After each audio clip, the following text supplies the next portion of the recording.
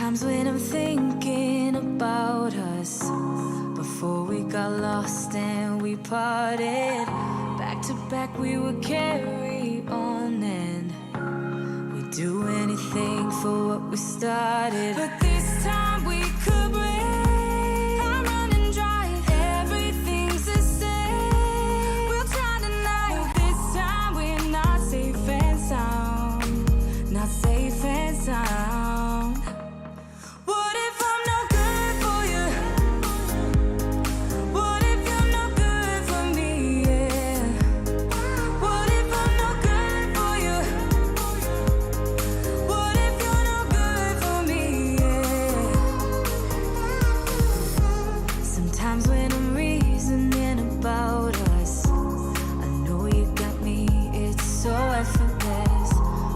Back we would carry on and we'd do anything for what we started. But this time we could break. I'm running dry, everything's the same. We'll try tonight, but this time we're not safe and sound. Not safe and sound. What if I'm no good for you? What if you're no good for me? Yeah.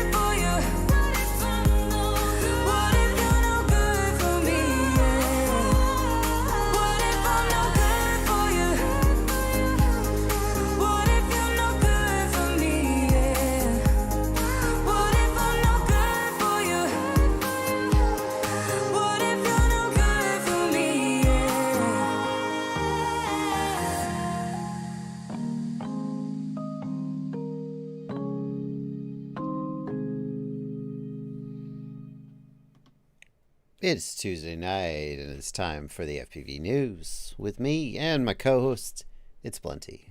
How you doing, Blunty? Good, Joshua. How's it going? I am very well. We didn't check our levels. Before we... Are we going to be loud? Are you going to be loud? Cardinal. The Cardinal sin. Cardinal. Is that the new level check?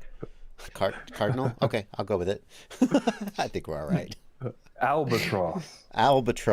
Unique New York. Unique New York. Were you ever in theater, Blunty? No. No, I was in theater in college. I was too small of a school. We never had a theater in high school, and then I didn't go to college. So. Oh, man.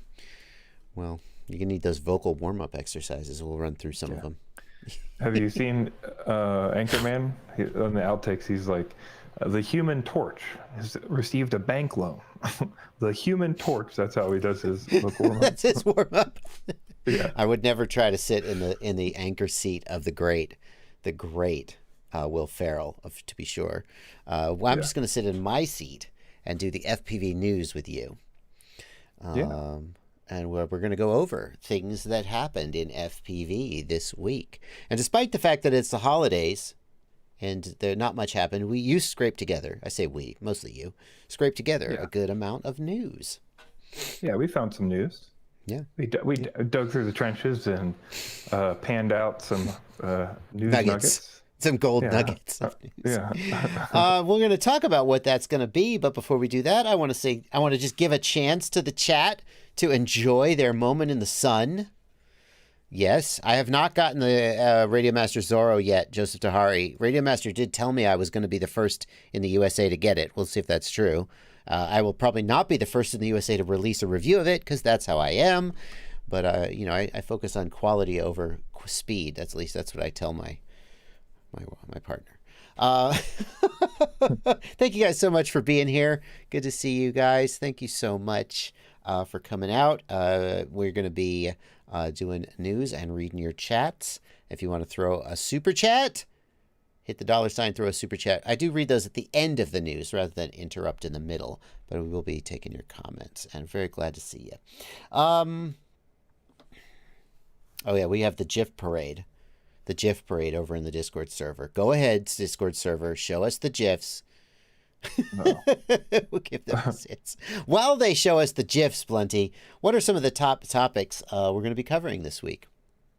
All right. Well, Betaflight 4.3 has finally released in release candidate. We've been waiting for a year, and it's happened.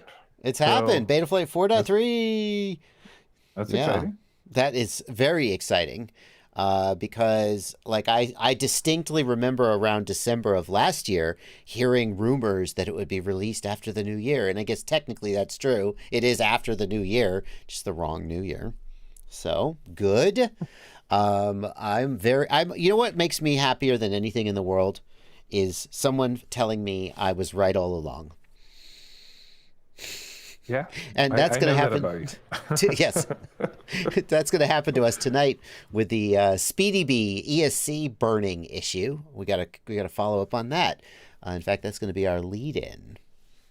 Very true. Also, we've got a what might be controversial story: HDZero versus DJI today on the racetrack. We get to see Vanover rip some laps with both. Clearly, HDZero won, right? Well, it wouldn't be newsworthy if it was that simple. Yeah. We're going to talk a little bit about some break-ins that happened over the Christmas holiday. Sad, sad, sad. And then the outro rant. Should we tell them what it's going to be? I mean, they can just look in the show notes down in the video description if they really want to know all the topics we're going to go over. They could. Tease them. Sure.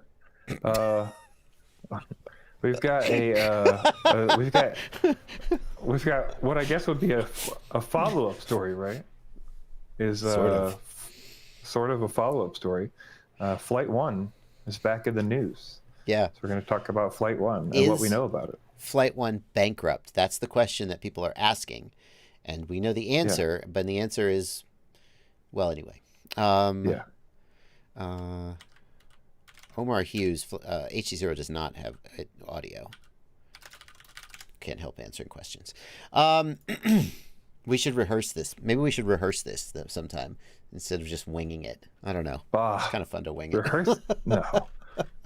You looked a little. I think it seemed like it took you a second to figure out where I was going by getting you to tease the last one. That's the fun and spontaneity of a live stream. Yeah. Well, okay. Let's not be fun and spontaneous anymore. Let's follow the show notes now that and the first one that we've got today relates to the SpeedyBee ESC, and I'll do the background this time, and then you do the update. And the background is that people with the SpeedyBee V2 ESC, the ESCs were burning. We contacted SpeedyBee, and they said, it's pretty rare, it's pretty seldom, and if it happens, just have them get in touch with us. We'll give them a new ESC. And you and I thought that we were like, I don't think anybody should buy these ESCs. I think, because we were hearing from people who said they had 2 or 3 burned ones. And now we have an update. Yeah. So a full 4 weeks here, 3.5, 4 weeks after the original message, we have an update from SpeedyBee, who has decided to finally release a statement saying, hey, these things are messed up, so be aware. These are the batches it happens on, which are the ones we talked about before, the V2 or V2.1. And basically they're saying, like, sometimes it'll randomly fuse to ARM anyway, if you're on bidirectional D-shot, but it's only 10 to 20% of the time. And once it arms, it should be good. But also don't use the beeper like we talked about. Don't use the beeper because it fries your motors or it fries your ESC. Yes. And then also that private firmware they emailed out to people. Yeah, that quote-unquote fixed things? You mean the firmware that fixed things? Yeah, they have admitted that is burning the motors like we reported to you previously. Yeah, so it's bad is the takeaway. Yeah, it's not great. And they still don't really have a fix. Basically, their fix is, you don't use bidirectional D-shot. That's not No. Yeah. I mean, if you already own this ESC and it's the only ESC in the world that you have and you can't get a new one, it's a defective product. They should recall it. They should give people their money back, and or they should replace it with something that works. Clearly, that's the thing that a normal company would do in a situation like this. Yeah, I'm going to have to agree with you there for sure. Is there any way to know if someone was going to buy an ESC? Is there any way to know before they put their money down which one they were getting, or should they just avoid all SpeedyBee ESCs? So right now it's the V2 stack, and it's the newer versions, but the newer versions are V2 and V2.1.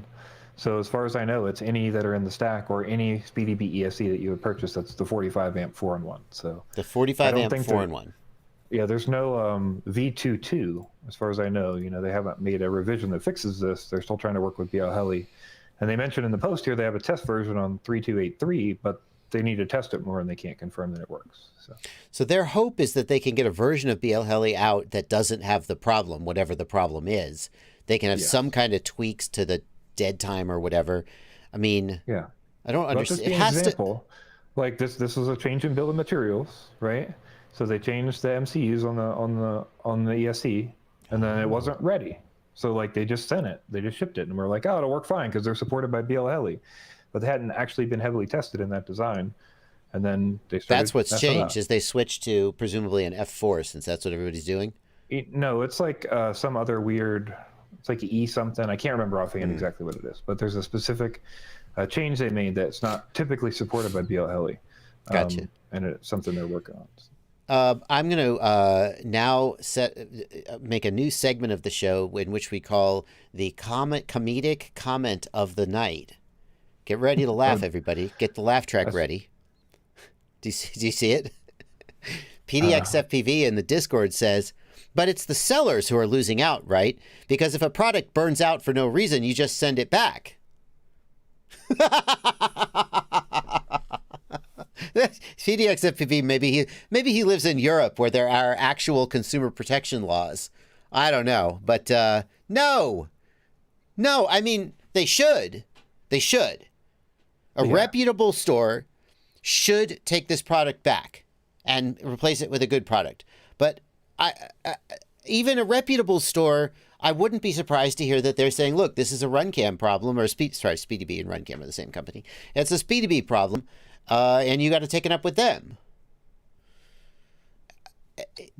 I mean, even a good store, I would say that there's like a 50-50 chance that they take the hit on this. Yeah, it totally depends. And this one can be hard too, because if you like crash it and then it burns up or whatever in flight, it can be hard to prove. Exactly. Who it was. It really just depends on where you buy it, your reputation with the company, and what they feel like doing in that case. Probably the support agent you get too, I would say. There's no question to me that this product is so fundamentally screwed up. And this message from SpeedyBee acknowledging it, like if the best you can come up with is, just don't use bidirectional D-shot or motor beeper. And if you do, maybe 10% of the time your motor doesn't start spinning. No. Like, until now, I've hesitated a little bit. I said don't buy these ESCs, but I didn't say they should recall them and give everyone their money back, because I don't know how many of them are frying. But if that's the best they can come up with, they should recall the product. They should give everyone their money back, or they should replace it with a different ESC that actually works, and they should just stop selling it. This is the longer they go without doing that, the worse I feel about them as a company. Sorry. Test your shit. Also. Yeah.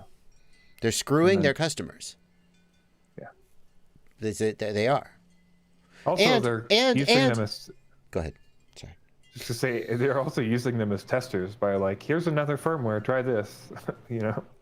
And meanwhile, even for the people who did get a replacement ESC, if your ESC burns out mid-flight and crash your quad and your quad goes in a river, you break your GoPro, you break a motor, people are losing more than just the ESC when these things crash. And normally I would say, well, that's not the ESC manufacturer's fault. That's just the chance you take when you fly.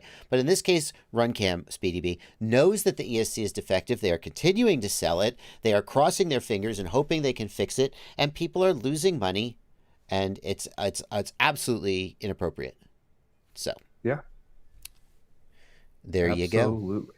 All right. Enough said. don't buy at least that SpeedyBee. And honestly, I don't feel great about SpeedyBee in general.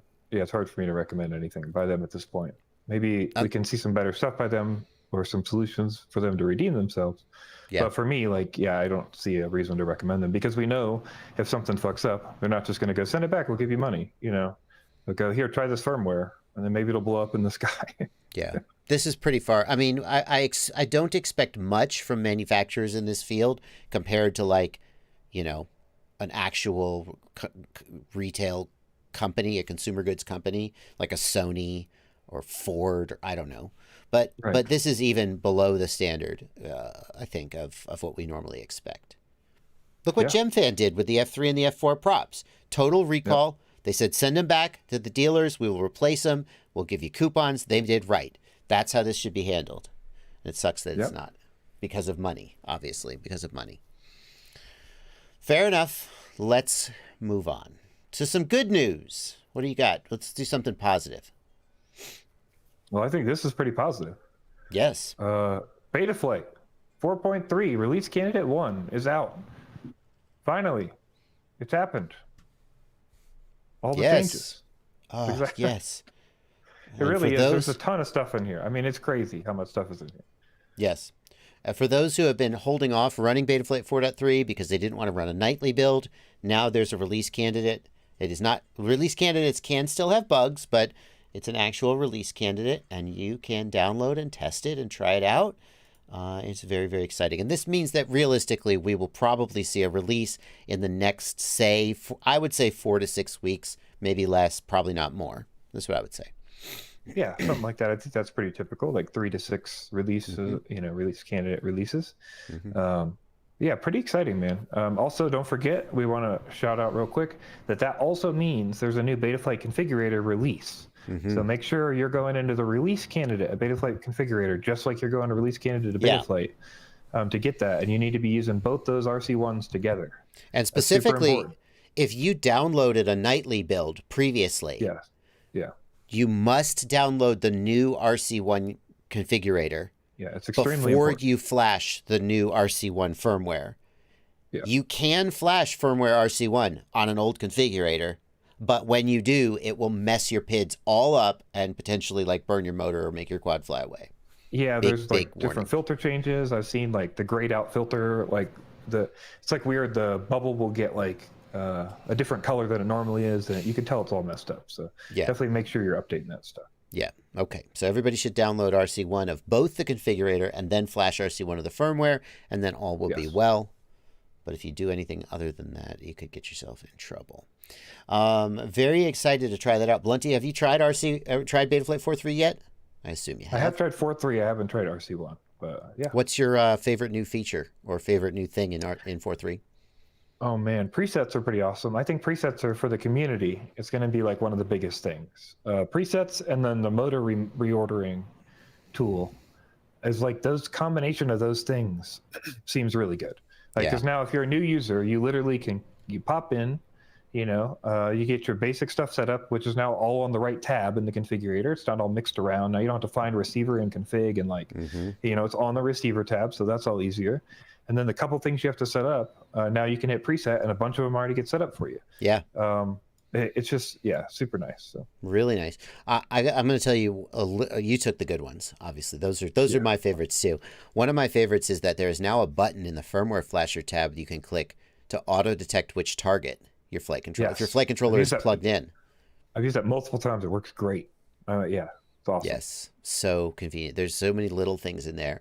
The presets tab has an actual button to back up your whole CLI dump, as opposed to the stupid frickin' save and reload config buttons that are worthless. The weird thing. Yeah. Are they gone? They should be gone. I don't know if they are, but 4.3. We haven't even touched on the changes to the PID controller, the filter, the RC command, the things that make it fly better. Yeah, it's pretty crazy how much the filtering has changed and stuff. We showed, I think, last week, the interview that Chris Rosser had with Chris Thompson, and that's a great interview and goes over a lot of these features as well. So, super exciting. Quick flash in the chat, who is the lead EmuFlight developer, points out, rightly so, that EmuFlight and iNav had presets first, So did KISS and FlightOne. It's about time Betaflight got on board. It's also worth pointing out that FlightOne had the motor remapping wizard first. As far as I know, it was first. Yeah, no, it's obviously credit to the people who came first, and why the hell did it take this long is certainly a valid question. In fact, some of the reason I'm so excited that it's finally here is because I've wanted it for so damn long. Yep. Yeah, it's pretty cool. To which people would say, well, then why didn't you just switch firmware since they had this feature that you wanted? To which I say, shut up. Right. Oh, Riat9, I couldn't disagree with you more, man. Riat9 says presets are nice if you want to load your settings or reload defaults. Kind of a waste otherwise. I mean, one of the greatest uses of presets, I think, is going to be like VTX tables. Instead of scouring the internet for VTX tables, they're going to be right there in the presets. So good. Yep. The ability to input stuff. So like you can pick your link type. So if you have a LRS 500, you click a button and it just sets all that for you automatically for the best settings. Using Vanover's rates or Evan Turner's rates or Thomas's rates. You want to try somebody else's rates or PIDs. There's so much more than just like, just this one little thing. It's going to really simplify configuration. Like there's going to be a preset for cinematic quad, and it's going to change things like feed forward and so forth. And instead of finding a CLI dump, it's just going to be right there. Very, very good. MK has a teaser for us of a screenshot from Betaflight 5.0, which I'm not sure how he got this, but check this out, Blunty. New PID tuning tab in Betaflight 5.0. Interesting. It's a joke. Don't freak out, people. It's a joke. Got some more sliders. Got to need a lot of sliders. Oh, okay. All right. Oh, it's Blunty points out. Oh, that's you. And Blunty in the Discord points out EmuFlight 1.0 is rebasing on Betaflight 4.3. Is that true? That's exciting. Yeah. That's one of the things. We reported on that like 6 months ago. I don't know. It was a long time ago, but I believe that's still the plan. Yeah. I didn't remember that. Oh, there you go. It also tells you about how my brain works. When I saw the message, I was like, oh, that's interesting. And then I read the name without even realizing who it was. I'm sure Quick Flash will tell us. Yeah. It's not. Alrighty. Nick FPV says, my video transmitters have always had the VTX table linked on the website. That's true, but you have to go digging around to find the VTX table. It's a pain in the ass. You just have them in one place. I don't know. Next up, let's move on. Betaflight releasing a new version. I did a video last week about ExpressLRS 2.0. Actually, I think I did the video yesterday about ExpressLRS 2.0 and so many of the cool new features in ExpressLRS 2.0. And Blunty, one of them was that you can flash your receiver and your module over Wi-Fi. And I reached out to you and I said, Blunty, if you can flash it over Wi-Fi, why can't you use Betaflight configurator over Wi-Fi? Yeah. Yeah. And it turns out that you were psychically reading the mind of Alessandro and Captain Bry, who are working on this project. Yeah, this is pretty cool, man. So basically, this is exactly what you would expect is kind of the evolution, which is that now you just power on your quad, your RX goes into Wi-Fi mode, and you can connect to it in Betaflight. You can see here, yeah, the configurator is pointing to an IP address instead of to a COM port, right? So your Wi-Fi, so your receiver gets on your Wi-Fi network using credentials you put into it. Betaflight finds it, and then you just configure over Wi-Fi. Sure, why not? It's pretty badass. It's pretty badass. It's pretty badass, man. Yeah. It's a little slow, I think, in the image, but they're working on, it's obviously beta right now. They're working on the speeds and stuff. And this is exciting to me because, the idea that I'm at home and I don't have to plug USB into my quad, but I still have to, like, power my quad up somehow. So, like, maybe that isn't as useful.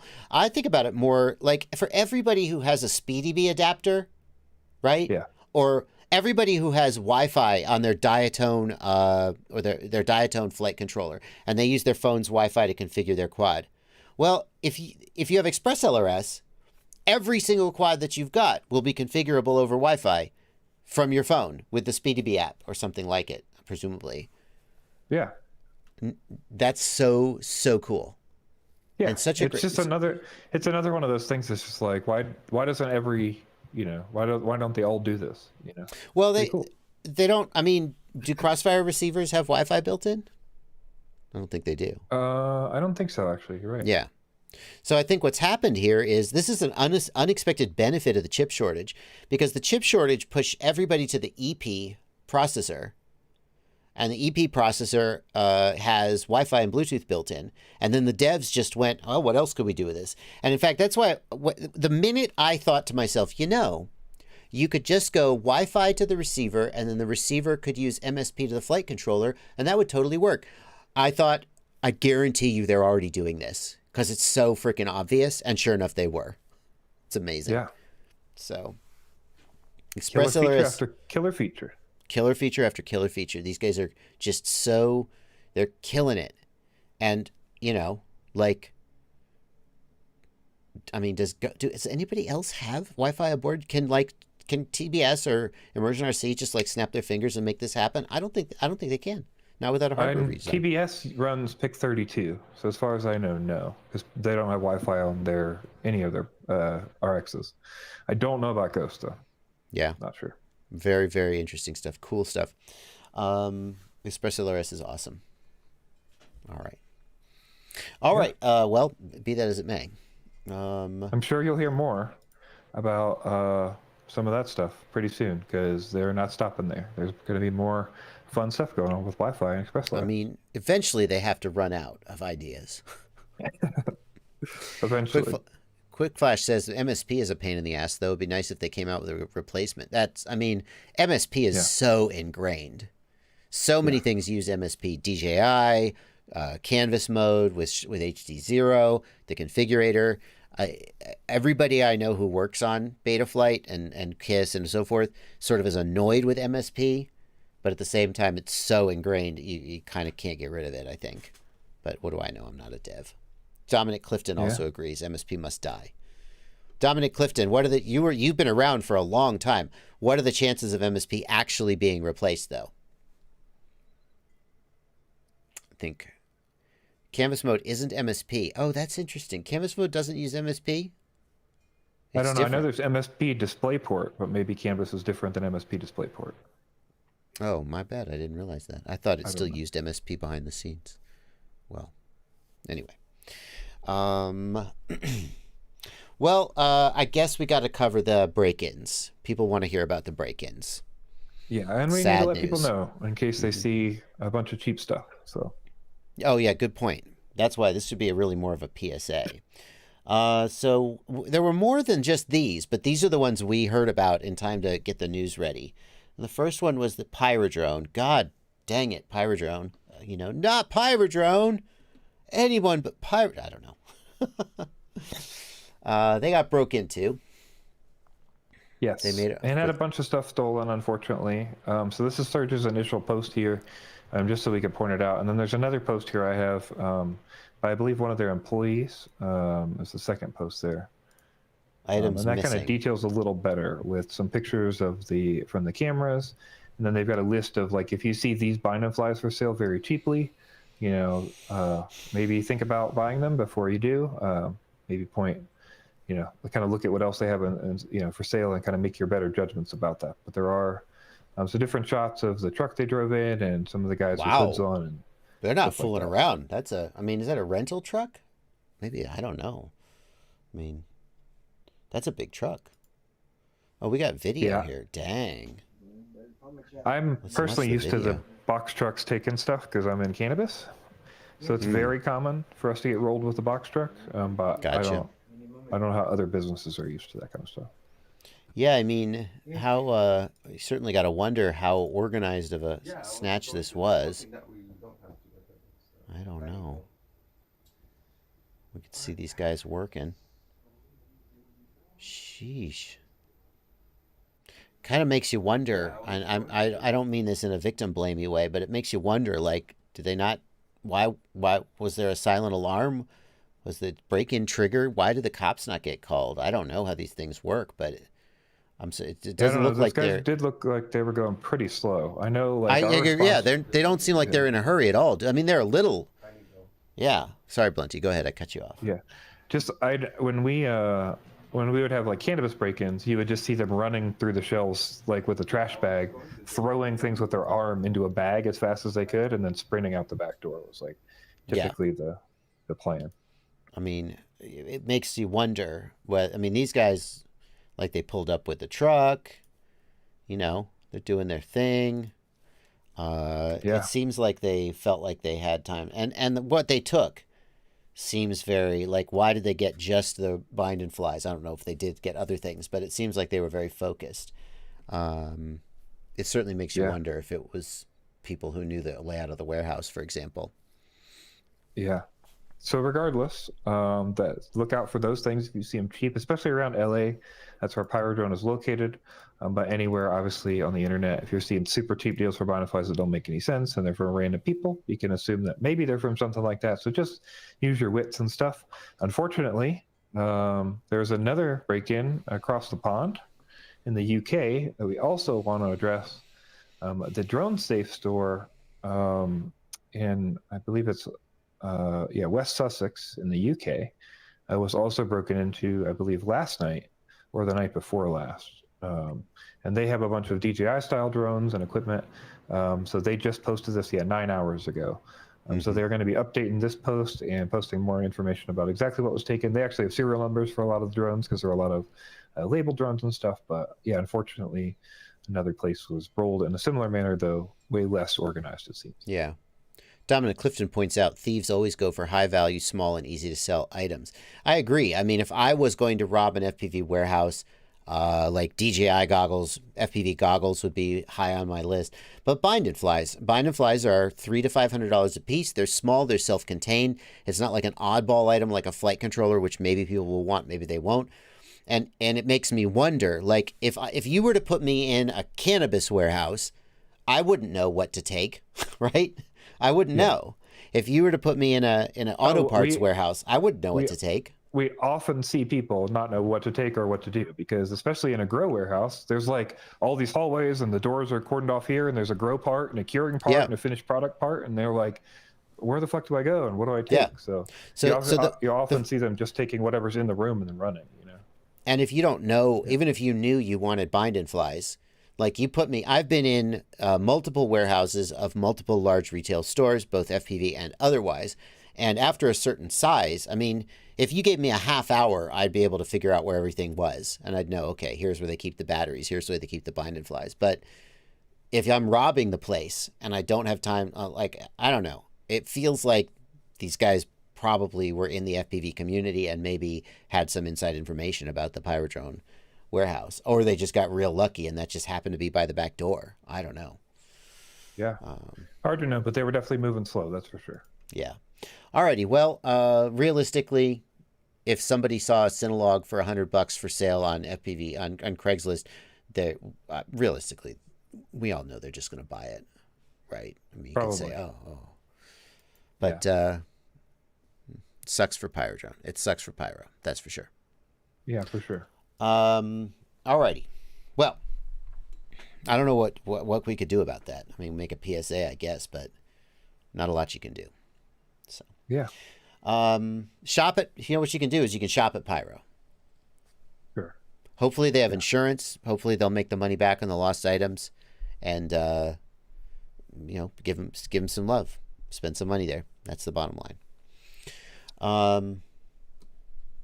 Moving on. We got some HDZero news. Blunty, where are we going to start? Yeah. So HDZero, one of the questions about HDZero, we got a couple of major questions I think that people have about HDZero. We got the new 1-watt VTX coming out. So one of those questions is penetration, and that's not what we're going to talk about today. But the other question is range. What does this do versus analog? Is this just like another 5.8 system, and how's it all fare and stuff? So because we know how analog works out, Wes decided to put it up against DJI to just compare and see, like, hey, what power do I use and what antennas do I use and how does this all work out? And we know DJI's limit, so how far can HDZero go? Yeah. And that's what we've come to test today. here's Wesley Vardy. If you don't know him, his channel is linked in the video description in the show notes. He does a lot of range testing, long range testing of control links and video links. Makes good content. Oh, look at that B-roll. Look at that sexy B-roll. Come on. So I would say, if you're interested at all in any of this at all, please go subscribe to Wes's channel. It's down in the description. You can go get the link there. It's Wesley Vardy on YouTube. But yeah, he does all kinds of great stuff like this. And yeah, it's good information. So if you want to get to the results, so he does lots of testing. Yeah, lots of good information. I think we should look. Let's start by looking at the 25 milliwatt range test, because I want you guys to see he does like usable range and then he does like absolute maximum range, and it's a little bit subjective, right? Where he says, okay, this is not a usable image, and the reason I point that out is he's doing long range stuff, so he's going to get a lot more range because he's up in the air. But in addition to that, his standard for what's usable is basically like, can you see the horizon at all?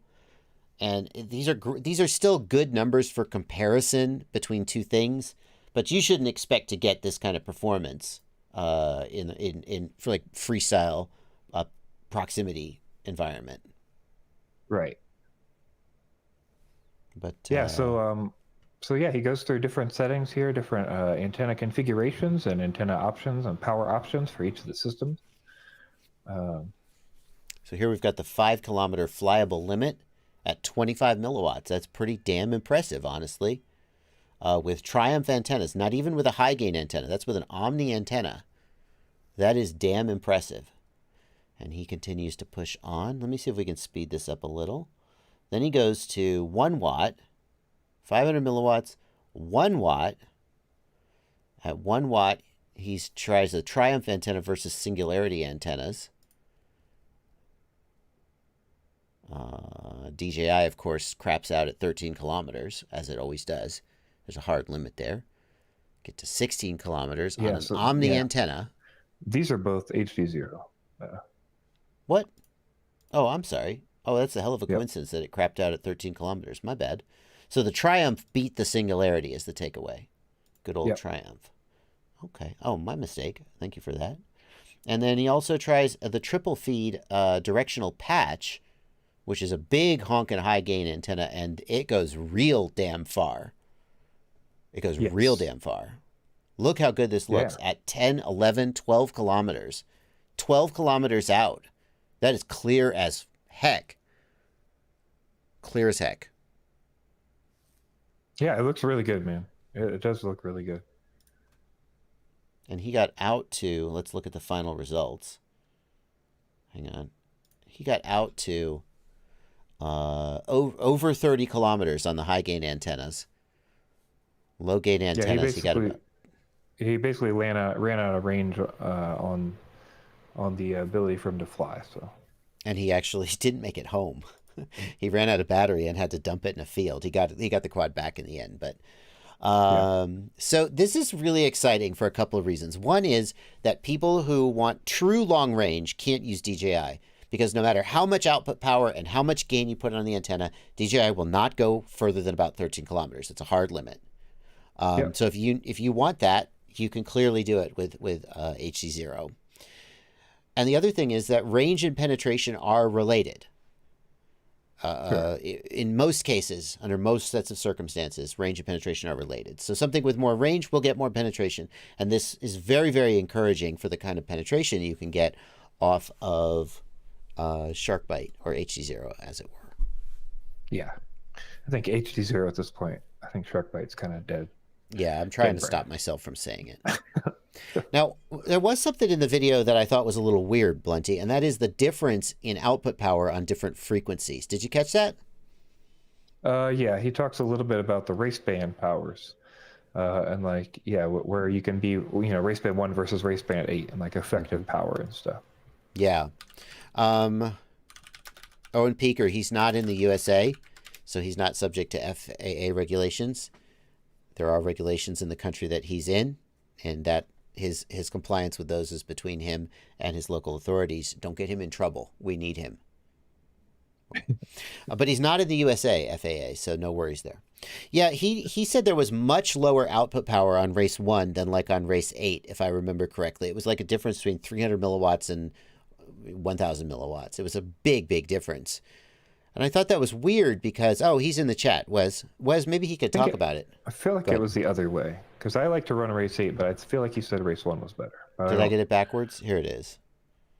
RF power measurements. I thought it was weird that he said there was so much difference because, like, I've noticed before differences in output power on different channels. Like, that's a thing. But it's such a huge difference. It really made me wonder if there was something up with, like, his power meter or something. It was such a big difference. He says R1 is the highest, or at least it was in your measurement. Would love to get some validation of that by somebody like who's the guy who's doing the antenna testing, for example? Oh, Sandor de Bruin? Sandor. Yeah, Sandor. Somebody with some actual gear. Just thought it was really, really suspicious how far off it was. Yeah. Regardless. Thank you very much for the great work, Wes Levardi. Yeah, it's a good range test and shows like if anybody was worried about what they might be able to do with that system, at least they know they can get the long range on the one. So Wesley Vardy says Carl from HDZero says race 8 drops to about 700 milliwatts on lab grade equipment. So that is validation that it is outputting less power on race 8. That's interesting. Interesting. I would assume that's the case for any system because you would have it tuned, right? I don't know how that all actually ends up working out. I don't know. I mean, when I was testing video transmitters, I did see some wild swings sometimes, but I am not sure that, like, people say race 1 is always higher, and that definitely I don't think is generalizable. I'm not even sure that every HDZero video transmitter will be like perfectly consistent. Although obviously if Carl says race 8 is lower, then that's from the horse's mouth. But I don't think you should assume that. In a 2.4 system, you work off like there's an oscillator, right? So like, does it work the same way? Like, so wouldn't you have more power at the same frequency as I imagine there's like a premium oscillation rate or whatever the term is for engineering, right? I don't know. Honestly, I don't know. Like one of the things that I've talked with freaking Tony Cake about is that the amplifier in the VTX, this is for analog VTX, is for the Tramp, it can be set to various output levels. So you can calibrate the output levels, and they calibrate 25 milliwatts because they know racing is very important. But what Tony Cake said is, or maybe this was Trappy, I can't remember, was that when you get to max power, basically you just tell the amplifier, let her rip, and it gives you what it gives you. So it's not uncommon to see at 25 or 200 milliwatts, VTXs are highly calibrated, but then at max power, they're just all over the place. But I don't know if there's a consistent pattern of them being like stronger on lower frequencies or weaker on higher ones. That I don't know. Pacific Northwest Pilots in the comments says, Trappy wasn't happy about the 1 watt HDZero range test. He froze up for a solid 10 seconds after somebody commented about it. That's an interesting statement. Trappy's last couch did not. I don't think he was very happy. Why? It seemed like he was having a bad day in general. Just he was in talking general? about LoRa. He was talking about LoRa 50 hertz, and people were mad because it was only 50 hertz. And yeah, it's a whole thing. In Crossfire. No, Tracer's LoRa is only 50 hertz, and he's like mad that everybody's mad about it. I mean, I can't be too annoyed because that's what we asked for. Can we have LoRa at a slower speed and better range? But I think people were hoping to get some, like Ghost does LoRa at, I think 120 hertz, 122, I think. I'm not sure. I think it's more than 50 for sure. And I think what you're seeing is that the size of the they need to really redefine Crossfire protocol to like let's say that they said we're going to give you the option to do Crossfire Lite, which is like no Mavlink telemetry, or we only, they do some kind of compression, then they could get it up. But because my understanding is that is what CRSF V3 is, but Trappy was very clear that he's not going to increase it. So like Crossfire V3, from my understanding, is there's the like radio to module part, so it increases that UART speed, and then there's the FC or RX to FC side, so that increases that UART speed, and then there's the OTA part, and the OTA part will let them have variable packet size.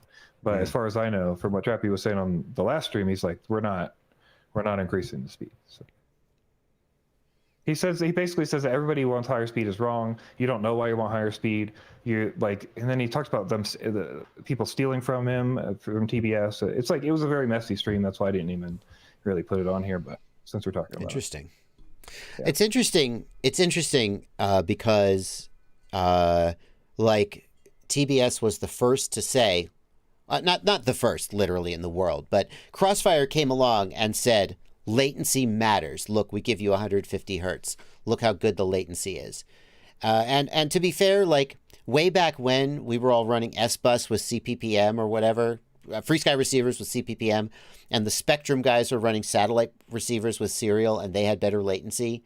Like, it's not the first time that someone claimed that latency mattered. But Crossfire came along and suddenly everybody cared about latency, and TBS was very, very happy to ride that to a lot of success. That wasn't the only thing that made them successful, but certainly was up there. And Tracer came along, and Tracer in TBS says latency matters. 250 hertz matters. So how can, I mean, I feel like I didn't watch the stream, so I don't want to put you in the position of like making their case, but for them to then say, you know what, you don't even know why you want lower latency.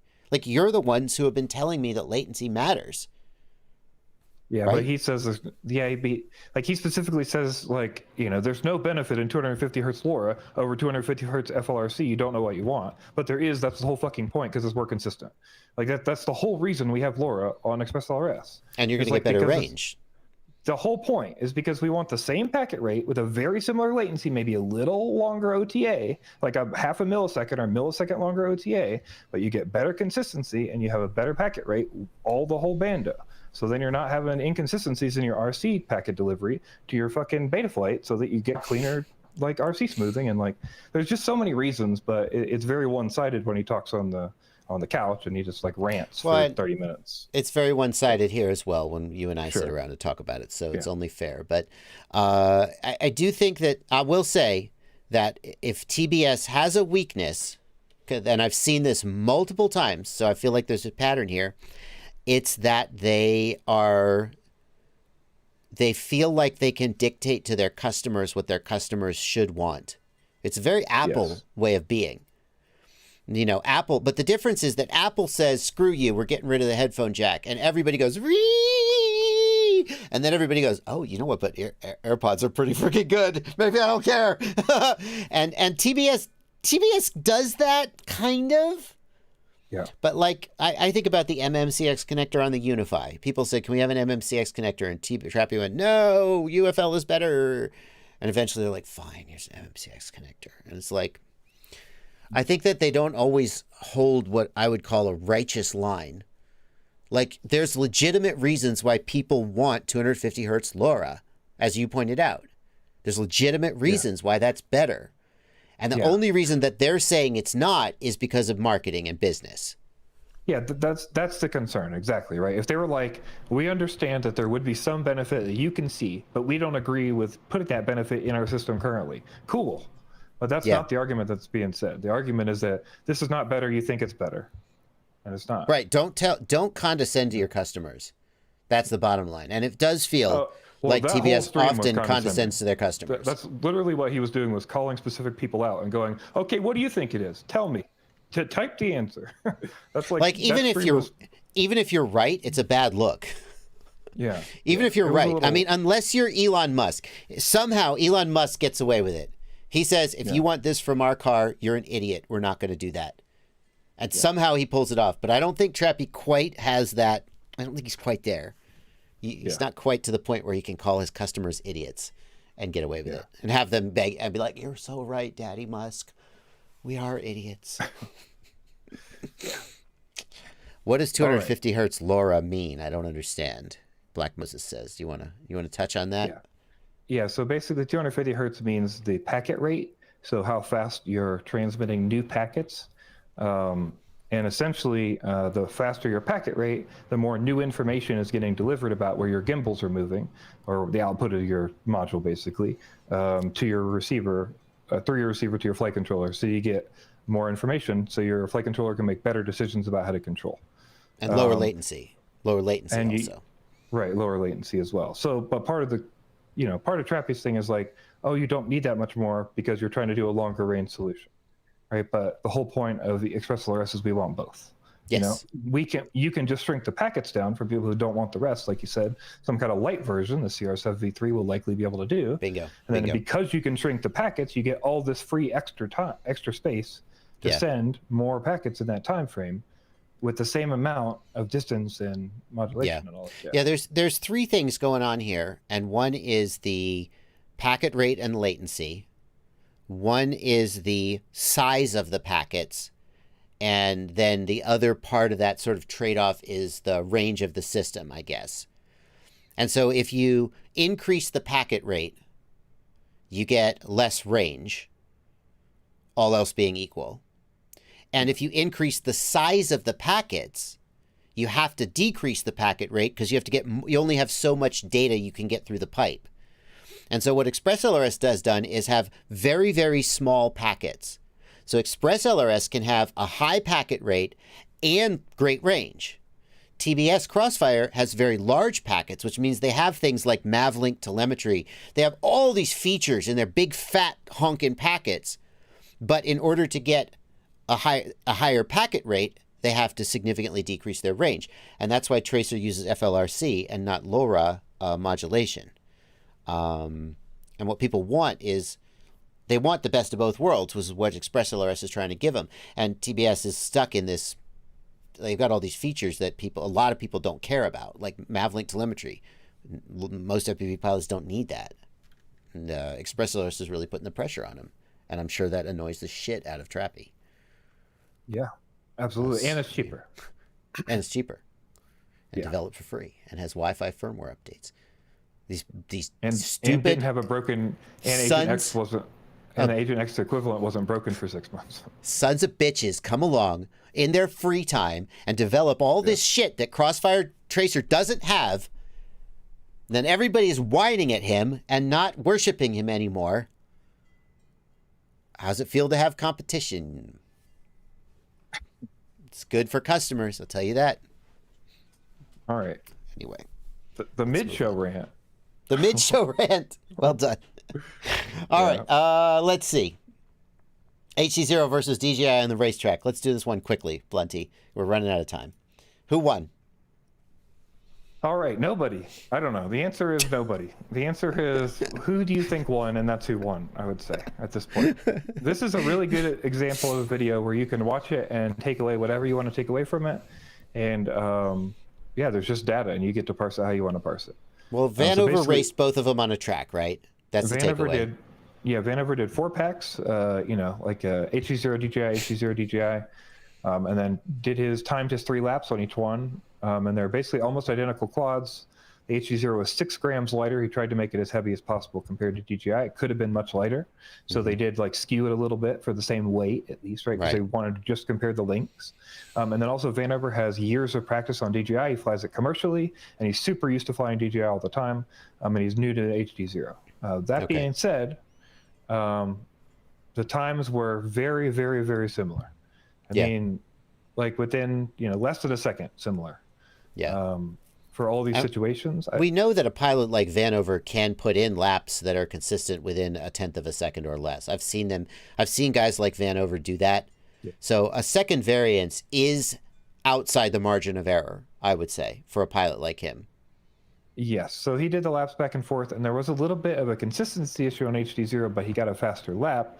But the DJI was more consistent, which is interesting because it's kind of the opposite of what you hear.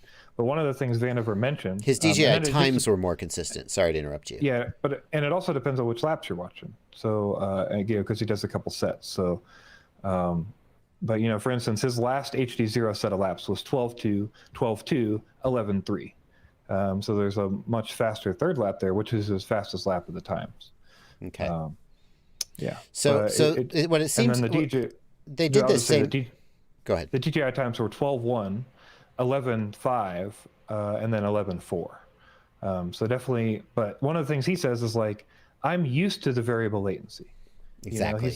He's like, I know where to fly. I know it's there, but it's not a big deal to me when I fly because I know where it's going to happen. I know how to compensate for it. Yeah. So. They did this same test sometime back when DJI first came out versus analog, and the variable latency really messed him up. I think I was actually there when they filmed it, and there was this one particular place where you went through a dive gate and then you had to make a turn, and he kept just tanking into the ground on the dive gate because it was right at the position on the track where the latency would change. And it sounds like with his experience, he's learned to just feel out where the latency is going to change and compensate and then still be pretty good. So it seems like either of them could work, but the fact that it's going to be much lighter is going to give an edge to SharkBite, or HDZero rather. And as Johnny 5 points out, multi-GP is the issues with timing and output power and interference and spectating mean that DJI is just not welcome at bigger multi-GP races. Obviously, your local race will let you fly whatever you bring probably. But if you're a serious racer and intend to go to races like NATS or IO, you're definitely going to not want to use DJI. Yeah, one of the things I'll point out here is that I feel like even though this was a racing-focused thing, I feel like the implications here are more freestyle implications. Because there's a lot of people who complain about when they're flying freestyle and stuff, like, where the issues are with the variable latency. However, also you're not flying freestyle in an open field, so there's also that side of it too. The biggest thing I think there is that with racing, the changes in latency will be predictable because the laps are the same every time. But the big weakness with freestyle, and obviously with freestyle, if you try and feel out your lines, you could do the same thing. But with freestyle, if you're just like, I'm ripping balls, I'm going wherever I want in the bando, that's where the variable latency of DJI is going to mess you up. Because you're going to fly in a window and suddenly the latency is going to jump right when you need to go through a doorway. And that's where I think HDZero is going to have more of an edge in that sense for freestyle than racing, which is kind of counterintuitive because you would think racing is where you'd care the most about the latency, but that doesn't seem to be what this test is showing. It'll kind of just depend on if they can maintain that signal, or if the signal drops when the DJI goes latent. The thing I always experience is that it seems like there's a lot of in the same situations where DJI would get all latent like that, that's where you get the crazy static you can't see through on analog. Yeah. Right? So it'll be interesting to see. All right, let's move on because we are going to go a little bit long today, but we'll try not to go too long. A new Mazda patent shows a car-mounted drone helipad. We got a couple of little odd stories out. Tell us about this one, Blunty. This is a little weird. Mazda filed for a patent. And this is a tethered ball drone to the back of a pad on the back of your car. Pretty interesting. Okay. I'm not sure what about that is patentable, but okay. I think it's somehow the system or how it attaches and that sort of thing to the car. But alrighty. Sure. Yeah. Okay. I see there's a mechanism for linking the drone to the overall car electronics. Yeah. It's a spool of cable which leaves the drone tied to the vehicle? Yes. So it's maintained tethered to the vehicle so you don't have your restrictions, I believe. Like for your drone restrictions, right? You don't have to have the licensing and all that jazz. And then it's in a little ball so you can't hurt anything, hopefully. I guess the idea is you put it up in the air to get a overhead view or something? Yeah, I think that's the idea. It's just it can go up and then give you a different perspective on your car or what maybe surrounding traffic is or where your parking situation is or something like that. I mean, I could imagine this having some kind of military application and Mazda is just patenting it on the civilian car to cover it up. But for civilian use, this just seems like a weird patent that will never see the light of day. But, okay. Cool. Little oddball story.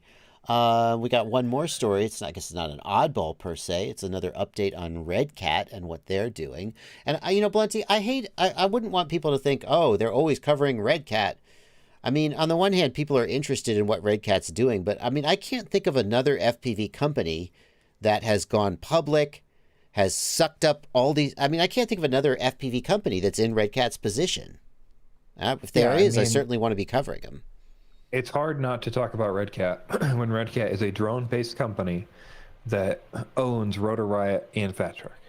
Yeah. And Lugus Studios and Teal and Lugus. And Teal. I mean, it's a large part of the industry, so it's kind of something we got to talk about. When they first came out, people were like, who is this company? What are they doing? And then they bought a bunch of companies, did an IPO, raised $60 million. And it's like, okay, who is this company? What are they doing? Well, we've got a little bit of an update, except hang on, I have to clear my ad blocker so we can see ads. Hang on, ad blocker, pause on this site, fine. Okay. So, Redcat has won a contract that they were working on winning. Basically, them and 4 other people are now on a list for Customs and Border Patrol. And it's a blanket purchase agreement, which basically means all of those companies get a blank check, and they can spend up to $90 million over 5 years buying things from these 5 companies, one of which includes Redcat for Teal, or includes Teal. And I'm sure you can imagine that when a federal agency gets a blank check to order things from a vendor, they probably will spend as much of it as they can justify. Yeah, they've already had presumed orders from these folks, and then these are basically just like the ticket to say, yes, this order can happen. So that's $90 million in revenue over the next 5 years. Across 5 different companies, across 5 contractors. But yeah, at least I think they're planning like 20-30 billion from just this, and this is one of the contracts for just Customs and Border Patrol. So this is going to be very exciting for anybody who has Redcat stock. This has got to be a boost. Not that we're not really stock people, but yeah, it did go up for a little while. I believe it's back down to a more reasonable number, but yeah, it's almost like the things the stock does have no bearing on the success of the company. Yeah, I think Teal. I mean, as somebody who like just looking at it, it seems like Teal's going to be a thing. Like I think Teal is in a position to sell drones to the government, which is what they said they're going to do. So. I really thought Rotor Riot was going to be Redcat's sort of ace in the hole. You're saying it's Teal drones. Definitely. Well, I think we've had that discussion. I think Teal is the main source of revenues. Yeah. Well, good luck and more power to them, and good for them. Oh well then, Blunty, from a successful company to a not a successful company, it's time to talk about FlightOne. It's true. It is time to talk about FlightOne. And our most recent story comes about because there was a new post on the Rotor Riot group by Alexander, who has posted there before. We've shown posts from. And Alexander is maybe we didn't make it super clear last time, but Alexander does own, he's a dealer. He owns a company who sells flight controllers. And, we also did make it clear that his order that he's missing is for 200 flight controllers. So we finally have a dealer. We tried to get dealers or anybody to go on record and say they had orders in and had not received them, and no one would go on record. But now we have someone who has publicly stated a dealer with 200 flight controllers ordered who has not received them. Yes, and he's been trying to get them for a long time. And basically he is really frustrated with this whole situation. He contacted, this all came about because he contacted a lawyer in France, and they did some research into the company. And the company shows up when you look it up on the internet. The company does show up as dissolved. So we've got links to that stuff in the show notes, just so you guys could look it up to see like what they're quoting and what they're talking about, maybe why they're saying the things they're saying, that sort of thing. Right. So here you can see Code Orange. Yeah. Code Orange is the company that FlightOne is run under. It's their Code Orange Inc. DBA FlightOne. If you scroll down, you can see the FlightOne. There's a FlightOne copyright trademark there. Mm-hmm. And then, I want to point out here that this is one of the things that people are asking people, because I got multiple emails saying, "Is FlightOne bankrupt?" And we teased that. We teased that in the title as well. Oh, did I update the title? I don't think I did. Oops. But we teased it in the intro. I want to be very clear that there is no indication that FlightOne is bankrupt. FlightOne is not bankrupt. Yeah. What has happened is that the corporation that FlightOne operated as has been dissolved by the state, right? Yes. What do we know about that? Yeah, so that's not as bad as it sounds. So basically, you can be dissolved for a variety of reasons. You get an involuntary, you can be involuntary dissolved, an involuntary dissolution for a variety of reasons. But as you can see here, there's an annual report that's due every year. And the annual report is one of the reasons why they will dissolve you if you don't file your annual report on time. So you can see the past years, the annual report was just barely on time. They received intent notices prior to that, but they were able to receive it on time. And basically now they didn't receive it on time, so they have filed a notice. However, all they have to do to undissolve the company, within the next 5 years, they can file their annual report. They look up the laws in Montana. So also, this doesn't indicate whether we know he's operating some other company. You know, there's a lot of different pieces here that aren't visible online from public record searches. So from what we can see, the reason this is dissolved is a failure to file paperwork. That paperwork is not filed by FlightOne, it's filed by an RA, a registered agent. So it is possible the registered agent just dropped the ball. There was some issue with the registered agent, whatever. In the past, there were multiple notices of intent to dissolve in the public record. So it just looks like they were always sort of on the edge of late or slightly late filing their annual report. And then finally they didn't file one and the state went, okay, you're done. But this does not really, honestly, this doesn't even indicate anything unusual about the state of the company based on the fact that there were previous intent to dissolve. Like it just seems like, it seems like the fact of the situation is prior, it's been late.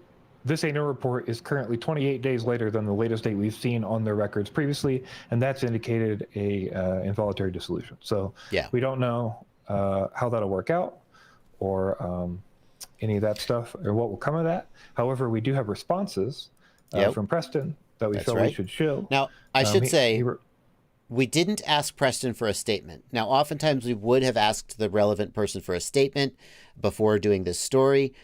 He made public statements in response, so I felt like he had already replied rather than ask. And he also blocked you on Facebook, which suggests to me he doesn't want to talk to us. That's true. He definitely doesn't want to talk to me. Okay, so here was his public statement, though. Go ahead. All right. So his public statement, well, he made a snarky little comment. Like, basically, he just wanted to let us know that, you know, we're not going anywhere. But he kind of clarifies that by saying, you know, this marks the end of a bad year for our company, which, no kidding, we've talked about that previously. You haven't shipped product. You have back orders from November of 2020. I'd say that's a bad year for your customers. But tell me more about how tough the year was for you. So he says we have some new prototypes of the new design left over. And in the spirit of the Christmas season, I like to give some out. So all these people with backorder flight controllers, you're not getting these. They're going to be a giveaway. And if you comment on the thread, you make a positive comment on the thread, and he will pick a comment and then give away for that. Give some prototypes of this new thing that's coming. Okay. Sure. What else? And then the last post, do the last one, because that's the one. Yeah. So this is the most recent one he made, just as an update. We want to be fair and show everything he said about it. So he did also say, I hope everyone had a great holiday. We'll go through my messages this week and randomly select some people to receive those new prototypes. Anyone who does has an order in place with an ESC will receive the ESC as well. Okay, so you're delivering them the product they asked for.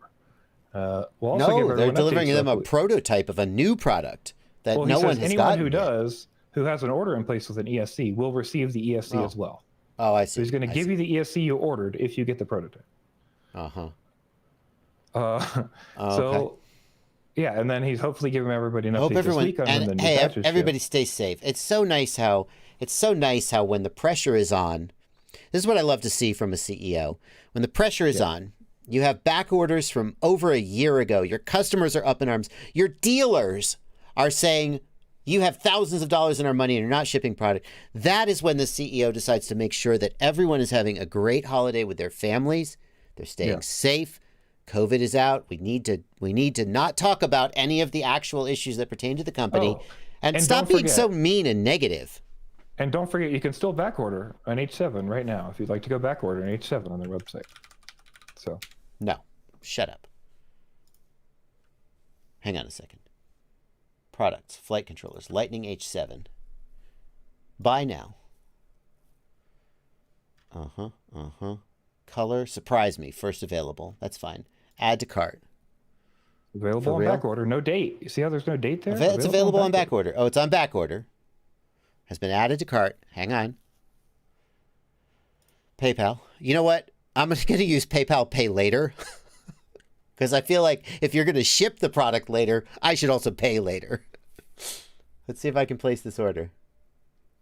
Hang on, it's going to take a second. I'll put the camera back on you while I see if I can place this order, Blunty. Yeah. Okay. So, there's one more thing, Blunty, actually. There's one more thing that we want people to know about, isn't there? That new Facebook group. Yes. So we also wanted to shout out, because Alexander has been, communicating a little bit, and he did push this initiative. So I figured we would get the word out a little bit. If you are missing FlightOne hardware and Preston will not answer you or is giving you the runaround forever, we have a link for a community, or you can search on Facebook, the FL1 claim community. And Alexander would like to collect your information and get everybody together so they can see because how much is actually missing. I apologize for interrupting you again, Blunty. I'm so excited. I'm just fired up. I don't think we said it clearly. Alexander has filed a complaint against FlightOne in the European Union with some kind of, I don't know, entity, some government entity or something. So he's gathering information to take to them and complain about FlightOne in the EU, which actually has strong consumer protections, unlike the USA. So, yeah, give him the info he needs, and who knows what'll happen. But how about we? Oh yeah, here we go.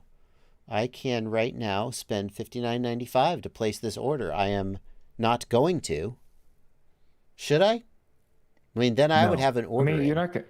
I mean, sure, but if you're just throwing money down the drain. I could file a PayPal dispute and try and get my money back.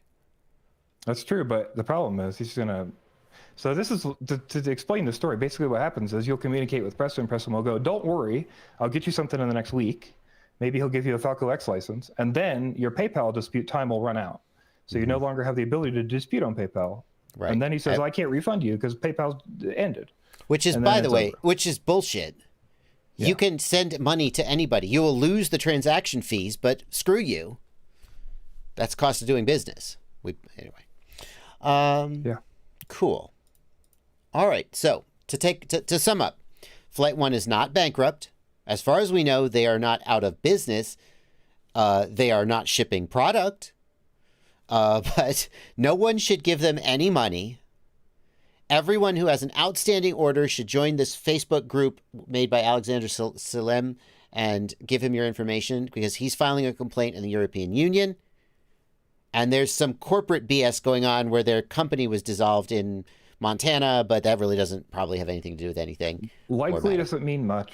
At least we can't tell you the implications that has, because he can get it reinstated. So.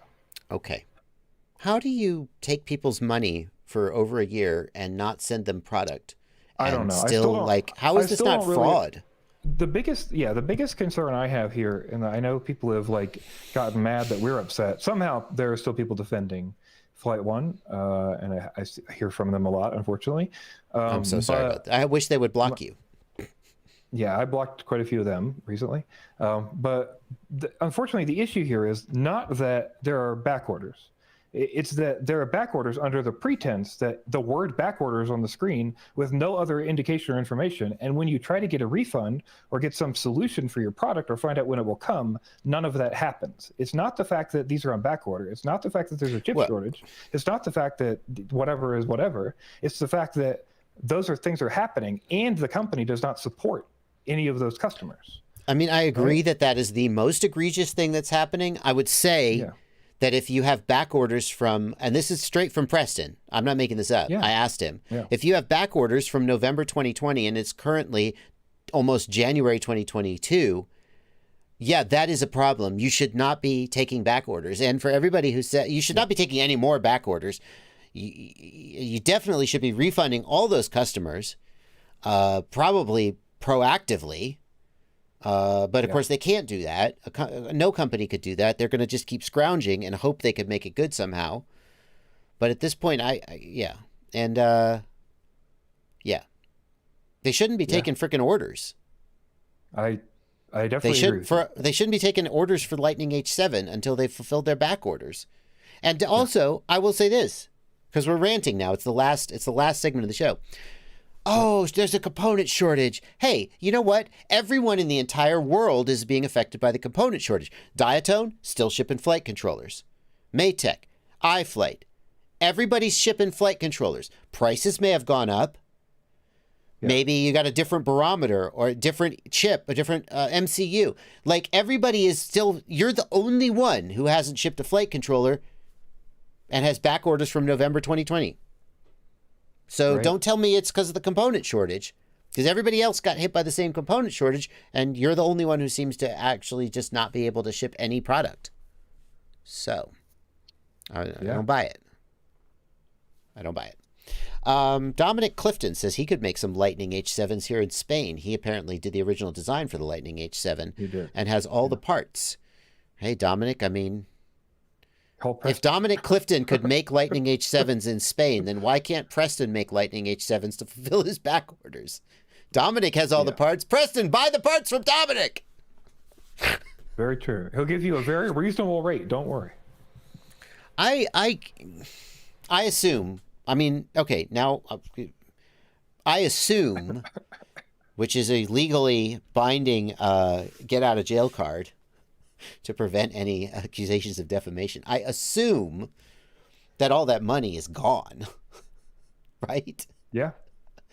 It's been like, if you gave me $50,000 in orders to make flight controllers, and for whatever reason, a year later I hadn't shipped them, I probably don't have your $50,000 anymore. Like, I don't know where it went, but I spent it on web hosting.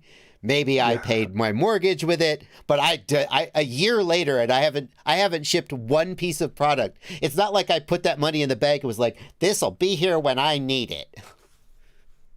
And even if it is there, all of the components that I need to make the flight controllers to fulfill the orders are twice as expensive.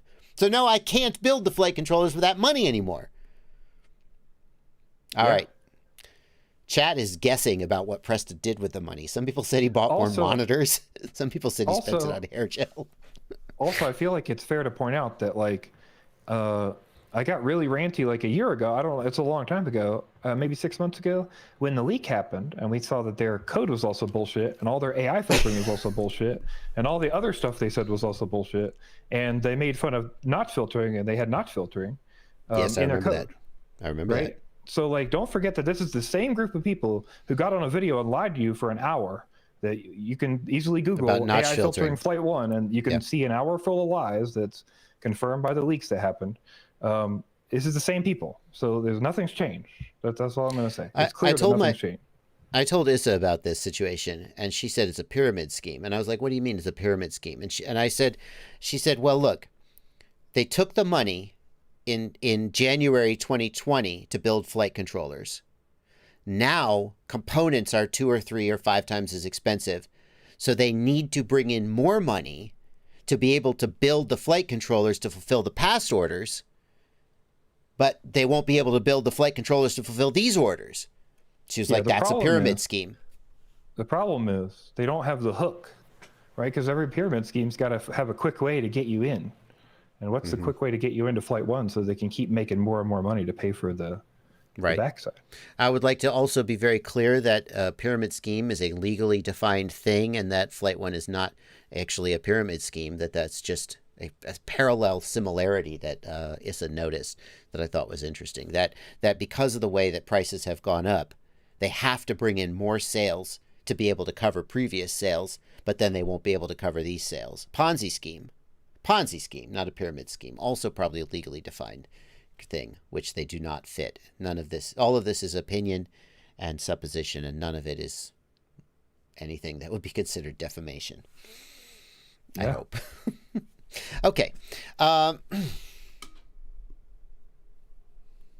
you go. That's the end. Is that the last? Are we gonna? Should we even talk about FlightOne anymore? Have we said everything there is to say? At this point, I feel like it, but I mean, it would be a big story if we get back on it, I think. Yeah. Okay. So yeah. Spread the word. We have currently. That's a great point. Yeah, we have 600 people watching this right now, and there will be a few thousand more who watch it in the replay. Spread the word. Like, there are very few times that I use the sort of bully pulpit of my channel to say, F these guys in particular. And in this case, like, it's not that I have some loathing for FlightOne or Preston. I don't. It's not personal, but they're taking people's money and they're not giving them product. Right. I have a loathing for the fact that people have, Alexander has 200 orders for a business he's trying to run. And that money has disappeared. And we need to protect people in the future. The people who gave them money already are probably screwed. Oh, you know what? I take that back. You could get a Falco X license for your existing flight controller for free. That's a $14 value. You're not screwed. You're screwed. And you're probably not going to get your money back, I would guess. Also, the more you shame him publicly and the more you bug him, the more likely it is you will get your result back. Another person I saw get their money back shamed him in a crypto group they were in. And that immediately got him the money sent over PayPal. So keep the pressure on. Yes. Everywhere you see FlightOne or Falco X mentioned in public, point them to this video. This video is going to be on my Livestream Clips channel in an individual clip. There's a link in the video description to the Livestream Clips channel, or just link them to the timestamp of this video. If you don't want to personally, because they're going to yell, they're going to come down on you. The rabid fans will. You may not want that. Just spread this video around, because no one should be giving them money under any circumstances at this point. Yeah. In my opinion. And opinions can't be defamation, Blunty. Okay. All right, let's wrap it up. So I don't know if that's true, but I think that's true. It's good enough for me. All right. Well, so we made it to the end of the stream. We did another news. We did the news. Only a little over by 20 minutes, but that's okay. Everybody's here, and we've really got going on that last one. Yes, but it's okay. We did multiple rants. We got a lot of rants. There weren't rants the last few weeks, so we slapped you with a bunch of rants today. Don't forget, if you want to get something on the news, maybe we missed something and you forgot about, or we forgot about it and you didn't email it in. Now's your chance to do that for the next week. Email news@fpvknowitall.com. It's right there on the screen. It's always there for you. Like this stream. Don't forget to hit that like button, because that helps the algorithm. And then when you see this afterwards, leave a comment, because that helps the algorithm too. Yeah, go subscribe to my Livestream Clips channel. I'd love to have you over there. It has the individual news segments broken out over the next week or two. They'll come up in your stream if you missed anything. Also, highlights of my live streams, funny little things that happen in the live stream that you may have missed. So, love to have your subscription over there. And UAV Tech says, "No way, guys! But they have the next big thing to revolutionize FPV." Yeah, I'm sure they do. Guess what? It's notch filters. Yeah, right. Exactly. All right, guys. Everybody have a good night. We'll see you in the new year. Happy New Year, Blunty. We're not going to see you until next year. 2022. Where there'll be more FPV news. All right. Later, guys. Bye, everybody. Awesome.